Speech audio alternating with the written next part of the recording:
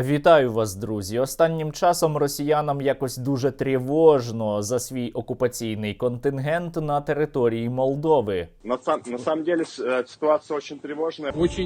Очень опасная ситуация. Большая украинская армия нападает на Приднестровье. Речь идет о вторжении в Приднестровье. Наступление на Приднестровье. Если, не дай бог, Украина развяжет второй фронт. Это просто наступление на Приднестровье. Обостряется ситуация вокруг Тирасполя. Взагалі якось дуже цікаво виходить. Погодьтеся, Владимир Путін нам погрожував заявами про декомунізацію та демілітаризацію. Мы готовы показать вам, что значит для Украины настоящая декоммунизация. Мы будем стремиться к демилитаризации и денацификации Украины. А ось тепер демілітаризація та декомунізація може чекати на російські окупаційні війська у Молдові. І Придністров'я необхідно демілітаризувати і вигнати звідти російські війська. Про це заявив новий прем'єр-міністр Молдови Дорін Речен. Від такої перспективи російським окупантам дуже і дуже сумно стає, особливо Гіркіну, бо йому ж так подобається молдовська земля. Там воевал и я сам,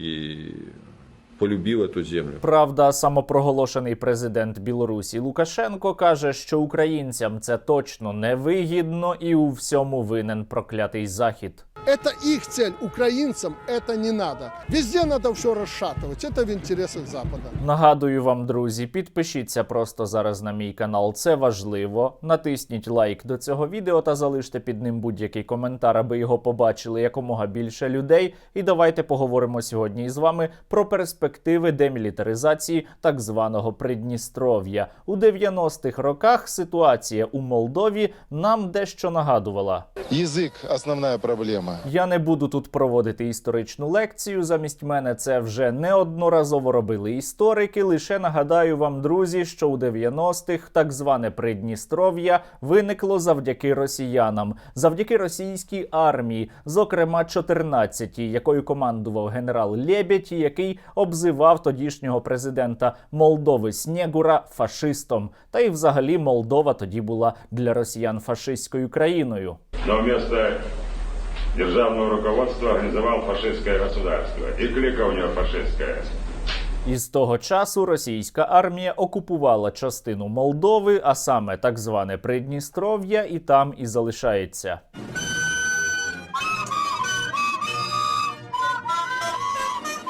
Завдяки російській окупації там зараз стабільність і процвітання. Ну что можно сказать, что у нас ничего хорошего нет? Мы ничего хорошего. Какое будущее у детей будет? Начиная с кладбища, вот хлебокомбинат, единственное предприятие, которое осталось, и пивзавод процветает. І деякі істоти думають, що так буде завжди. Поскольку Россия здесь навсегда. Це ж було вже.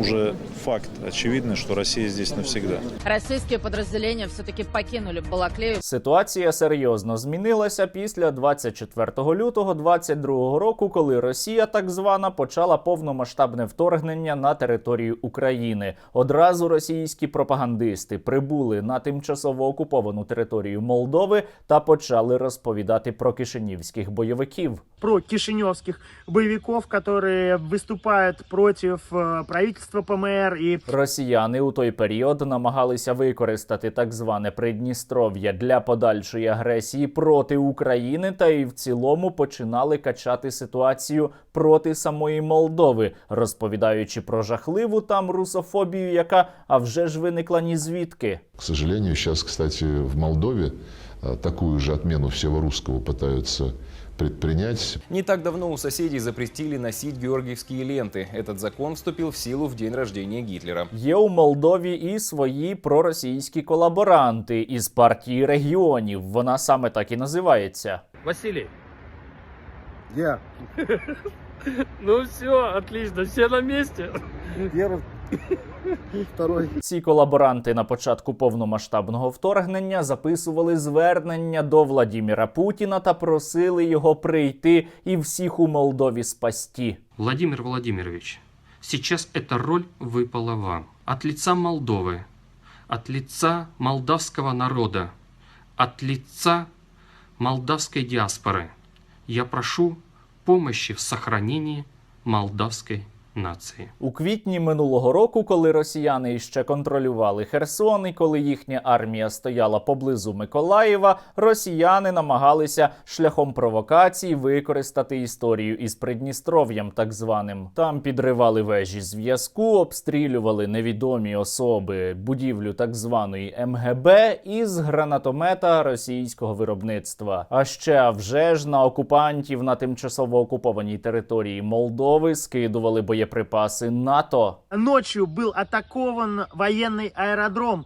в Приднестровье, атакован с помощью беспилотников. С них сбрасывались мины 60-го калибра. Это натовский образец. Поки для росіян була там сприятлива ситуація, вони усе намагалися спровокувати відкриття для України другого фронту. І якраз днями президент України Зеленський розповів, що у перші дні повномасштабного вторгнення росіяни здійснювали обстріли території України з боку так званого Придністров'я. Що територія Придністров'я – це територія незалежної держави Молдова. І вони провокують постійно. З самого початку війни були. З території Придністров'я були постріли в нашу сторону. Вони хотіли, щоб ми зайшли. І я говорив, щоб Молдова думала про це. Робили вони це із дуже простою метою. За тих обставин, у той період часу, коли російська армія іще стояла у Херсоні та поблизу Миколаєва, відкриття другого фронту з боку так званого Придністров'я створило би для нас серйозні проблеми, відчутні проблеми. І росіяни на це сподівалися. Вони не приховували, що їхня мета дійти якраз до тимчасово окупованих територій Молдови. State attaccando qui il sud per andare ad Odessa. Dove volete arrivare? Qual è l'obiettivo? Зараз ситуація істотно змінилася. Російська армія більше не стоїть поблизу Миколаєва. Із Херсона російських загарбників вибили. Але росіяни усе не полишають планів дестабілізувати ситуацію. Вони, за даними нашої розвідки, хочуть здійснити державний переворот у Молдові. Першу ж годину, коли я отримав цю інформацію, я передав її Майе Санду. І це дуже важливо. І там є докази, що вони хотіли змінити керівництво держави. Тобто буде висадка, де вона може бути. Бо чим більше зараз нестабільності буде у Європі, тим краще для росіян. До слова, абсолютно проросійський колишній президент Молдови Додон каже, що він у це абсолютно не вірить. Предпосилок, що хтось на нас нападе, ми не бачимо. І це цілком логічно, тому що на Молдову ніхто не нападе. На Молдову вже напали у 90-х роках, і тому зараз частина території Молдови тимчасово окупована. Але Додон усе одно і цього не помічає, так само як не помічає і погроз з боку Лаврова у бік Молдови. Яка із стран може теж пойти по цьому пути? Киргизия, Казахстан, вокруг Росії.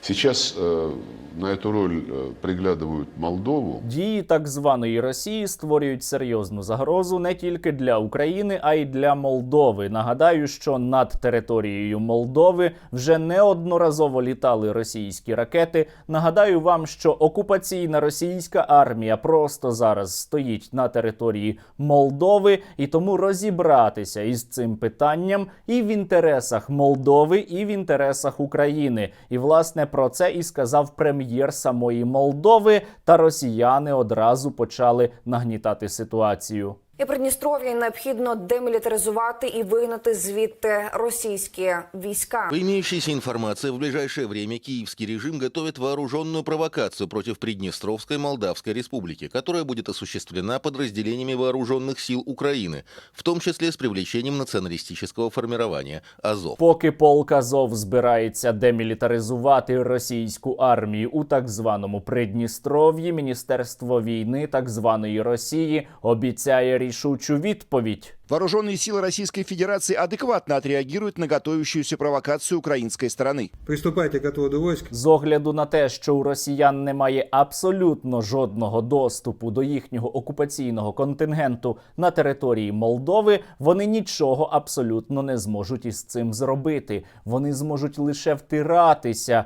Ну і ще зможуть в ефірі у Соловйова розповідати про свої вологі мрії. Возможно, будем бить по Одессе, чтобы отрезать Украину от моря, действительно стратегический выход к нашему Приднестровью, где 200 тысяч российских граждан і огромні склади боєприпасів. Щоби основні російські сили могли дійти до Придністров'я, росіянам треба спочатку знову захопити Херсон, потім захопити Миколаїв, і паралельно ще їм треба проводити десантні операції, що абсолютно 100% зараз неможливо. І росіяни це насправді усвідомлюють. Я не понимаю, что мы будем делать. Я действительно не понимаю. Я не военный человек. Я надеюсь, что у нас есть ресурсы ответить. Ресурсів для відповіді у росіян просто немає. Вони не зможуть нічого вдіяти. Вони не зможуть дійти до тимчасово окупованих територій Молдови. А той окупаційний контингент, який зараз перебуває у так званому Придністров'ї, крім того, що немає військового досвіду і не можна сказати, що він боєздатний, він іще й доволі малочисельний. Тож,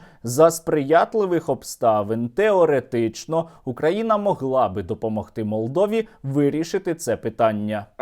Я підтримую прагнення Молдови позбутися окупаційних військ на їх території.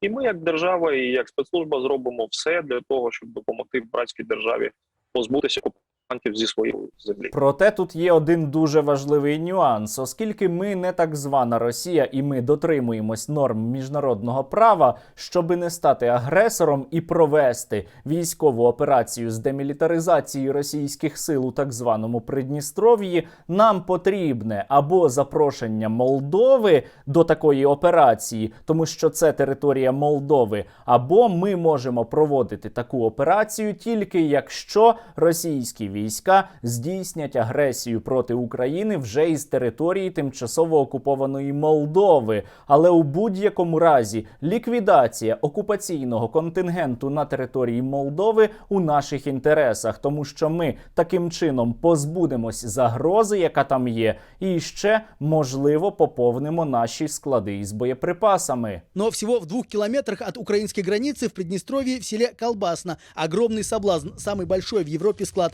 Здесь хранится 20 тысяч тонн боеприпасов. Снарядов столько, что если каждый день отправлять по эшелону, понадобится 5 лет. Я не знаю, друзі, чи буде найближчим часом у нас військова операція з демілітаризації російської окупаційної армії на території Молдови. Зрештою, у нас зараз пріоритет номер 1 – це звільнення територій України. Хоча і звільнення території Молдови також нам дасть деякі переваги. Проте я знаю точно, друзі, що після нашої перемоги, а вона буде обов'язково, усі ці метастази, які пустила так звана Росія у кількох країнах світу, щезнуть, як і саме тимчасово існуюче непорозуміння під назвою Російська Федерація.